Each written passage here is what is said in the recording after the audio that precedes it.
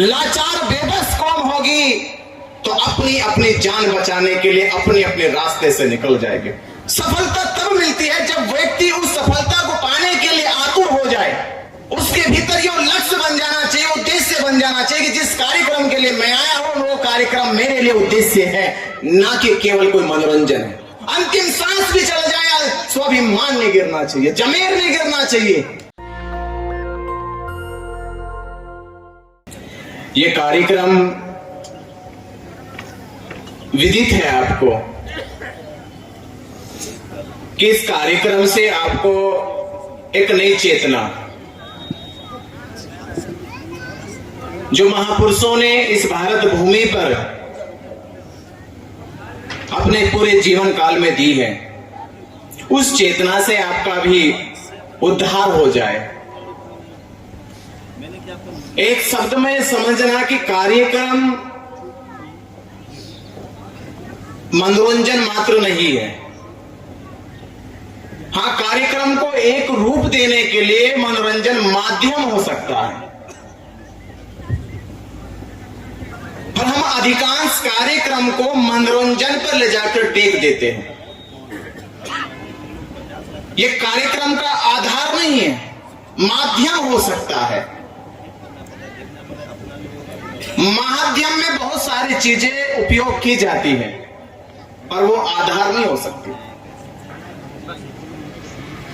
आधार कार्यक्रम का महापुरुषों का व्यक्तित्व होता है।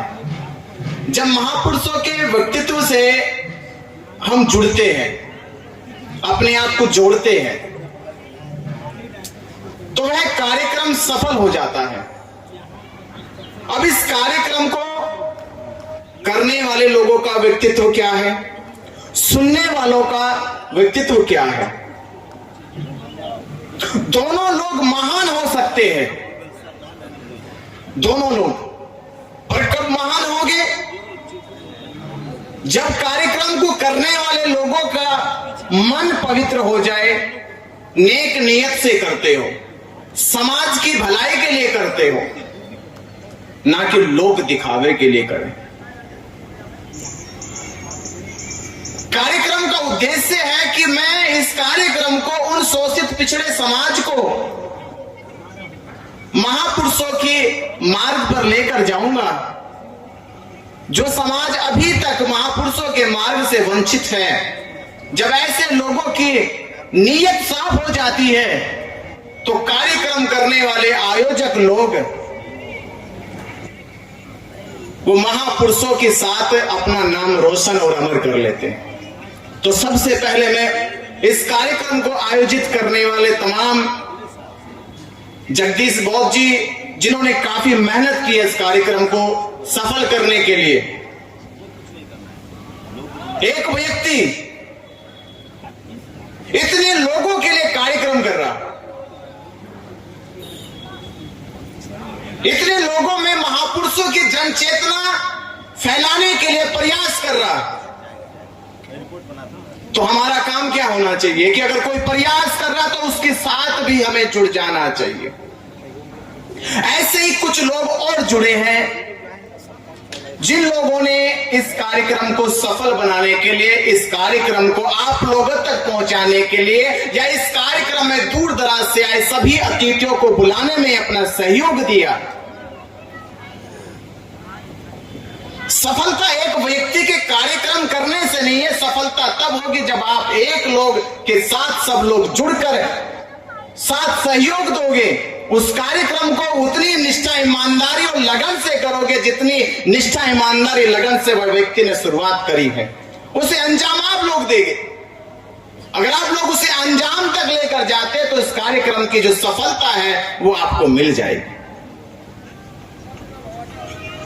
तो अपने भीतर देखो कि हम जिस कार्यक्रम में आए हैं उस कार्यक्रम में सहयोग देना, उस कार्यक्रम में जुटना, उसमें शामिल होना हमारा व्यक्तित्व होना चाहिए।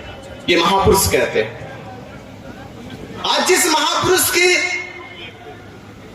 शहादत, जो शहीद हो गए भारत में, आज उनकी जन्मोत्सव मना रहे आप। क्यों मना रहे हैं? अभी हम कह देते हैं कि उन्होंने मारना एक विषय अलग है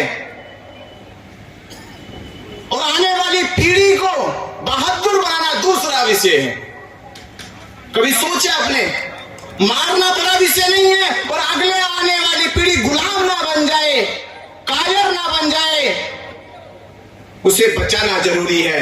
शहीद उधम सिंह ने आने वाली पीढ़ी के भीतर बहादुरी का वो बीजा अंकुर कर दिया कि ये शहीद भारत में नहीं, जब जनरल डायर इंग्लैंड चला गया, इंग्लैंड में जाके गोली मारी, जब उसके बच्चे पढ़ेंगे, जब उसके देश के नौजवान पढ़ेंगे, तो उनके नौजवानों के भीतर भी खून शहीद वाला आ जाएगा, उनके भीतर भी खून बहादुरी वाला आ जाएगा, उनके भीतर भी खून गुलामी से लड़ने का आ जाएगा। कि मारने का नहीं है, आने वाली पीढ़ी को बहादुर बनाने का है। और बहादुर कौमें किसे कहते? बहादुर कौमें वो होती है जो अपने का साथ कभी छोड़ती नहीं है। अगर कायर कौम होगी, डरपोक कौम होगी, लाचार बेबस कौम होगी, तो अपनी अपनी जान बचाने के लिए अपने अपने रास्ते से निकल जाएंगे। मैं ये बात इसलिए कह रहा हूं क्योंकि समाज में एक दूसरे की साथ देने की भावनाएं जो है, एक दूसरे के साथ चलने की जो भावनाएं हैं, वो दिखाई नहीं पड़ती, वो दिखाई नहीं देती। और जब तक भावनाएं दिखाई नहीं देगी, तब तक हमारा और हमारे समाज का भला नहीं हो सकता। आज इस मंच के माध्यम से तथागत बुद्ध जो एक कार्यक्रम पूरा जिस धरती पे हो रहा है, साकेत धरती, मंच से सुन भी लिया आपने। साकेत का मतलब बड़ा प्राचीन है, बड़ा इतिहास है इसका। साकेत दो शब्दों को कह दूं मैं, सत्य का क्षेत्र, सत्य का खेत। साकेत माने सत्य का खेत, यानी सत्य की ऐसी जगह जहां सत्य पैदा होता था, जहां सत्य की रिसर्च होती थी, जहां सच को बोलने की ताकत थी, जहां सच को कहने की हिम्मत थी। और किस में हिम्मत है? इस पूरी दुनिया में सच को कहने की हिम्मत किस में थी? उस सच को कहने की हिम्मत बुद्ध और बुद्ध के संग में थी। किसमें हिम्मत थी? इस पूरी दुनिया में सच को कहने की हिम्मत किसमें थी? बुद्ध और बुद्ध के संग में हिम्मत थी सच को सच कहने की। आप उस धरती पर बैठ के कार्यक्रम कर रहे हैं, एहसास करना चाहिए कि हम जिस पवित्र धरती पे बैठे हैं, वो पवित्र धरती सच की धरती है, सत्य की धरती है, बुद्ध की धरती है, बुद्ध के संग की धरती है।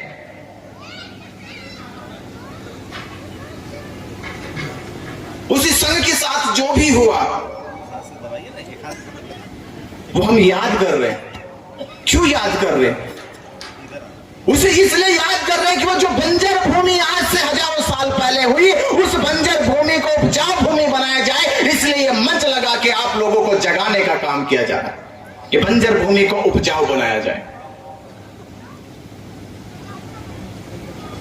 उपजाऊ का मतलब किस पे फसल आ जाए, फिर से बीज अंकुरित हो जाए।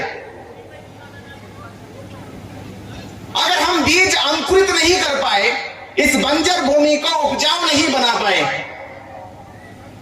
तो आपका आना, इस पे खर्च करना या कुछ समय के लिए अपना बैठकर चले जाना,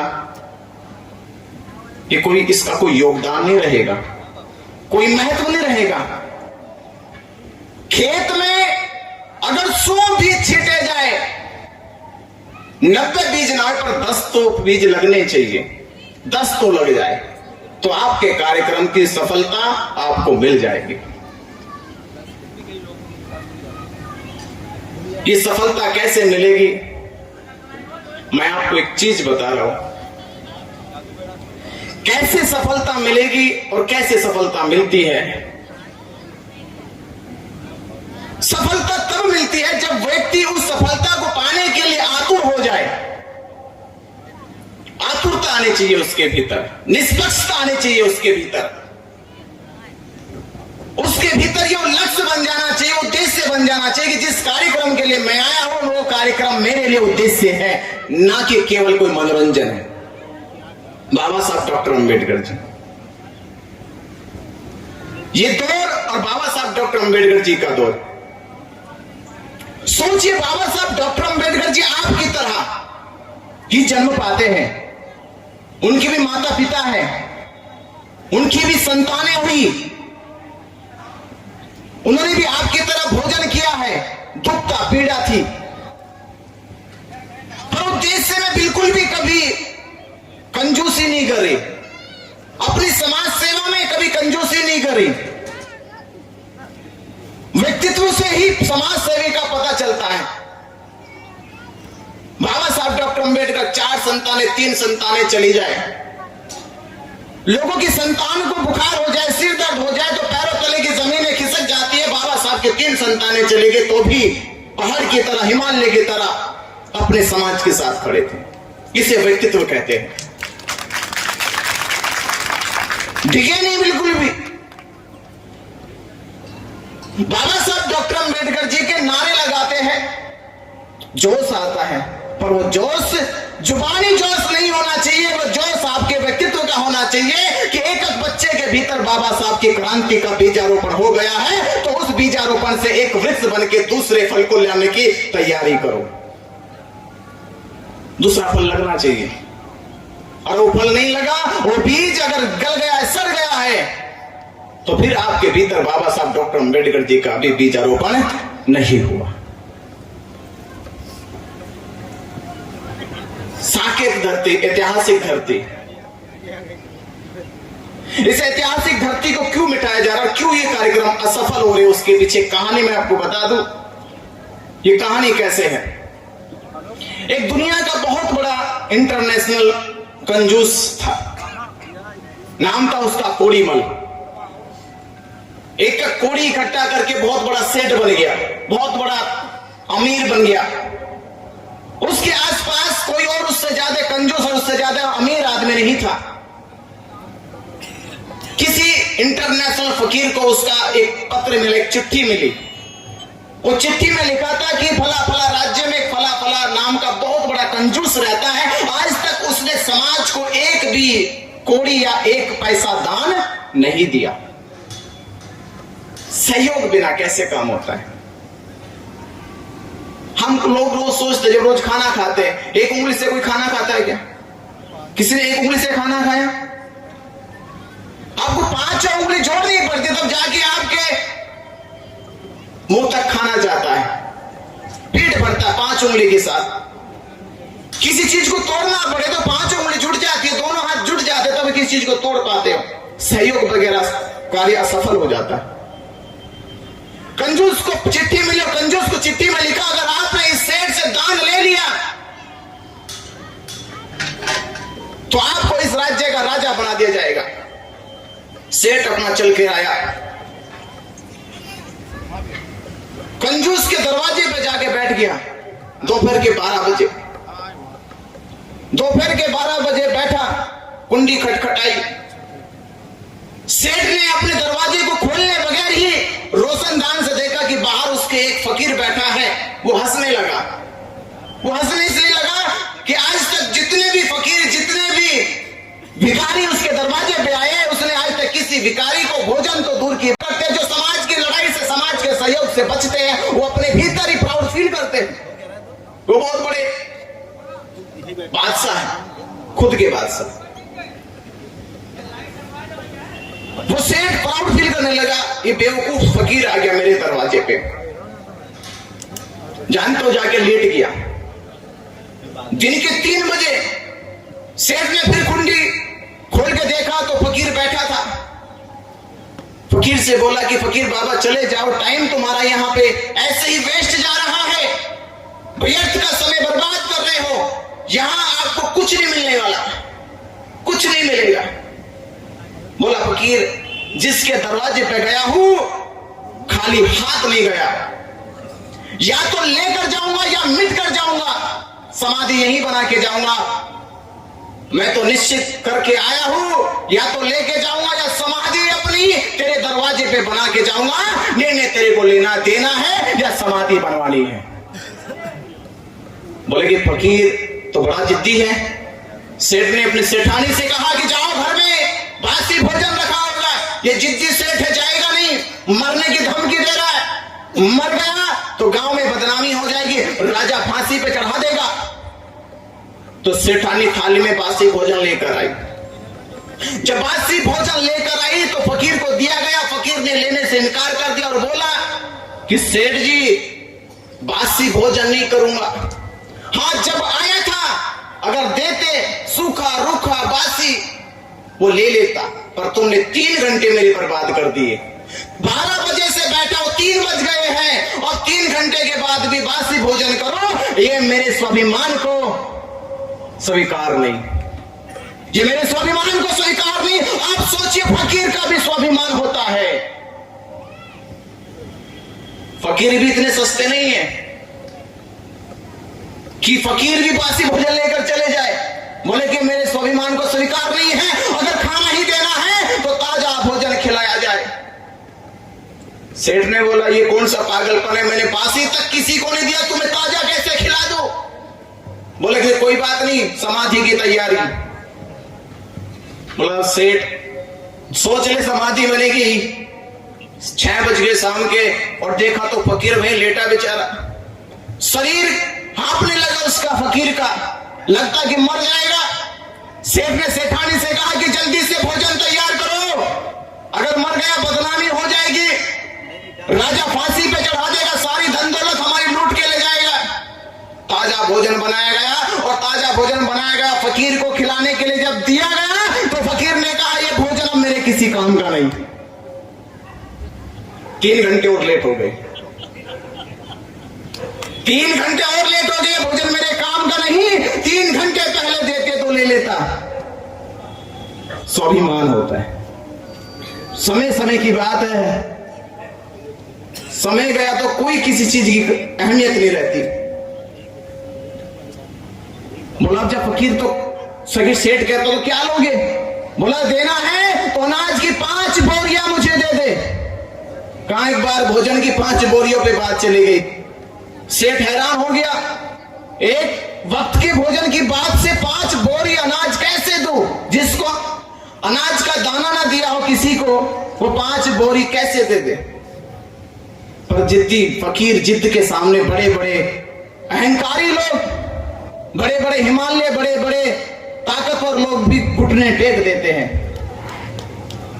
ये संकल्प की बात होती है, उसकी निडरता की बात होती है, उसके स्वाभिमान की बात होती है, या जिद की बात होती है।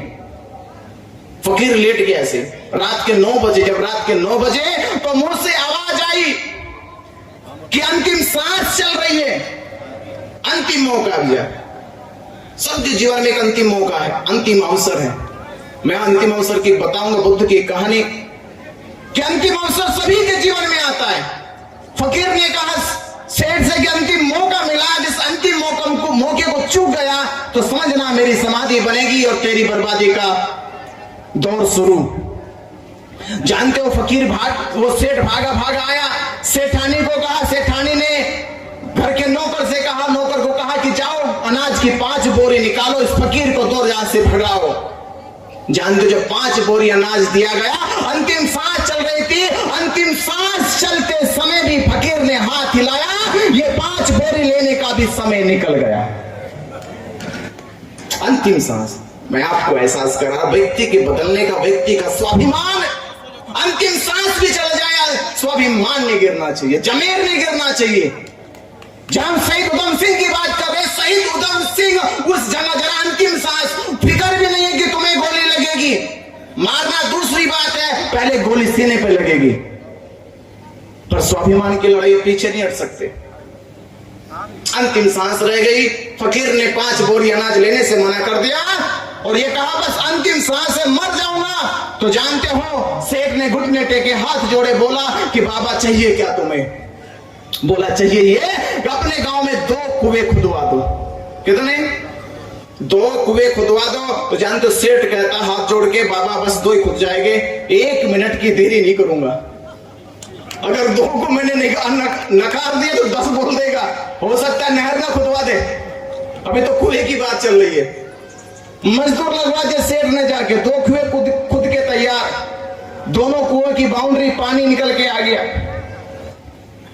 फकीर ने सेठ से कहा कि मैं जा रहा हूं भारत भ्रमण पे, मैं भारत भ्रमण पे जा रहा हूं, एक कुआं मेरा और एक कुआं इस राज्य के लोगों का, इस राज्य के लोगों का एक कुआं है और एक कुआं मेरा है, और मेरे कुएं को ऊपर से ढक दिया जाए, और ये जो दूसरा कुआं है इसका पानी राज्य के लोगों के लिए पीने के लिए खोल दिया जाए।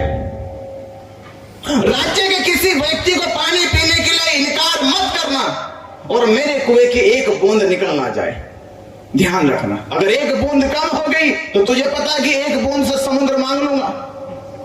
बोला कि बाबा चिंता मत करो, पहरा खुद दूंगा, एक बूंद नहीं निकलने दूंगा।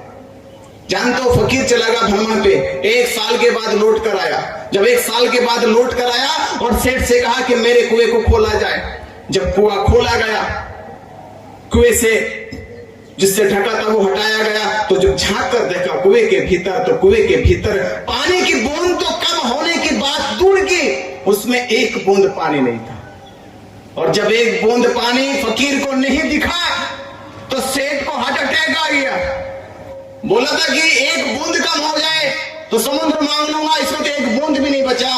सेठ को हार्ट अटैक आया, पैर पकड़ लिए। फकीर के बोला बाबा मेरी कोई गलती नहीं है, पूरा समाज से पूछ लो, पूरे गांव से पूछ लो, इसमें से किसी ने एक बूंद पानी नहीं निकाला। हाँ, जो ये दूसरा कुआं है सभी लोग इसी से पीते थे। अब जब फकीर ने उसमें झांक कर देखा तो उसमें पानी उतना ही था जितना 1 साल पहले था, उसमें एक बूंद पानी कम नहीं हुआ। अब जानते हो बहुत, अब जो शिक्षा की बात है वो अब सुनने वाली है। तो जानते हो फकीर ने क्या कहा सेठ से कि सेठ दिमाग में कुछ आया तुम्हारे? बोला कुछ समझ में नहीं आया। आपके समझ में आया कुछ भी? नेशनल दस्तक की आपसे गुजारिश है कि अगर इसको बचाना चाहते हैं तो नेशनल दस्तक को सब्सक्राइब करने के लिए रेड कलर के सब्सक्राइब बटन को दबाएं, फिर बेल आइकन की घंटी दबाएं। नेशनल दस्तक को बचाने के लिए बहुत जरूरी है कि हर खबर को शेयर करें, लाइक करें, कमेंट जरूर करें।